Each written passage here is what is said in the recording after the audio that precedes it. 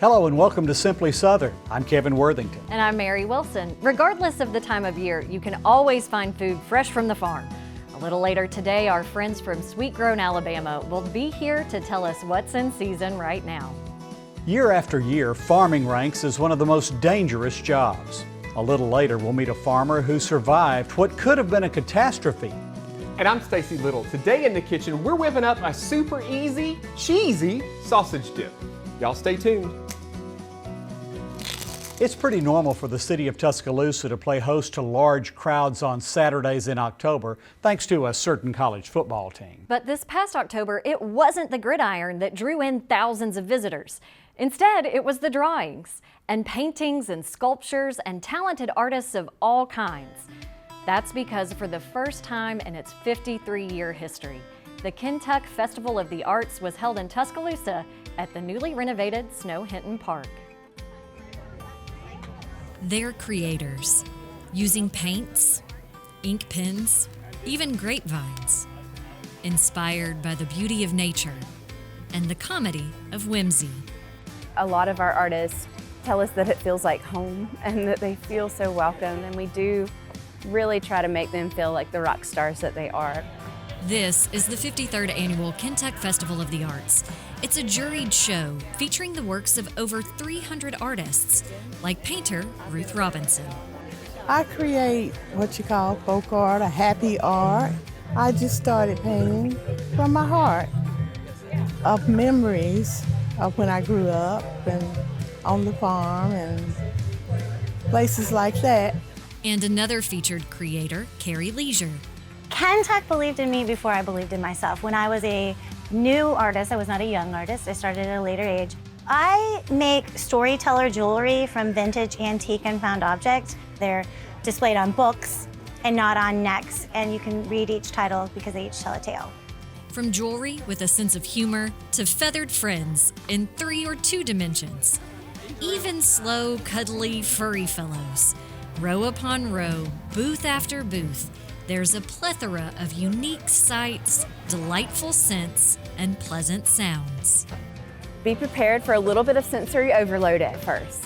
We have an artist who's demonstrating dyeing fabric with native plants that grow here in Alabama. We have wood turners and carvers. We even have sloss furnaces here who are here demonstrating an iron pour. And we really try to represent sort of Southern music and things that came from here.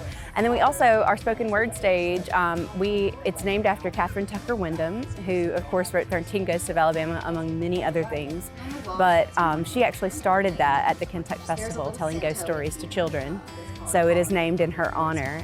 A decades-old tradition, the festival was previously held in Northport, but the move across the Black Warrior River brought an added benefit. We wanted people who are mobility challenged, people pushing strollers, people in wheelchairs, or maybe even just people who are not sure on their feet to be able to go to the park. Tuscaloosa really worked with us to find a place here in West Alabama because it really is a West Alabama festival. A West Alabama festival then, now, and in the future. Hopefully for decades more. The feeling is that it's the same old Kentuck. I've always said that Kentuck is the people, it's not the place. But this is such a beautiful place that we've inherited from the city of Tuscaloosa. It's just a magical vibe. You won't find a festival feel like this anywhere else. It's uniquely Kentuck and uniquely Alabama, and you should definitely attend. The Kentuck Festival of the Arts is held every October. With the move to Tuscaloosa, event planners are being deliberate about picking dates. They know to make sure University of Alabama football is either playing an away game or has a bye that week. That's a good idea. You don't want to fight football traffic and arts festival traffic in the same weekend.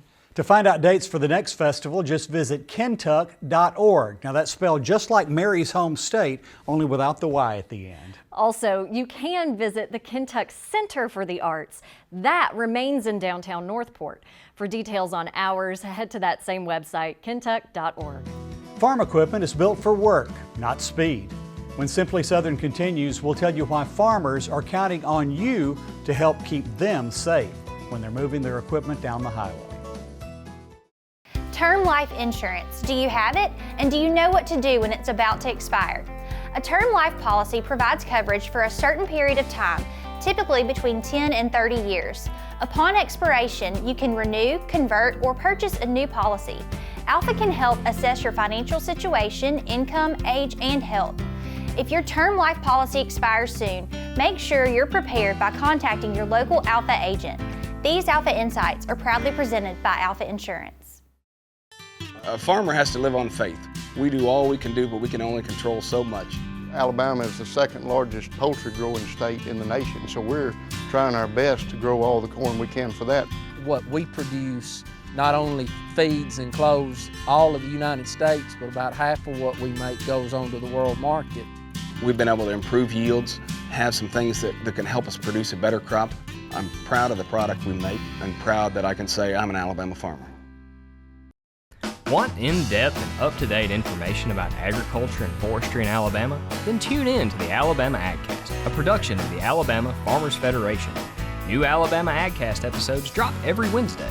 Listen to learn about a range of topics, from farm programs and trade to animal nutrition and pest management.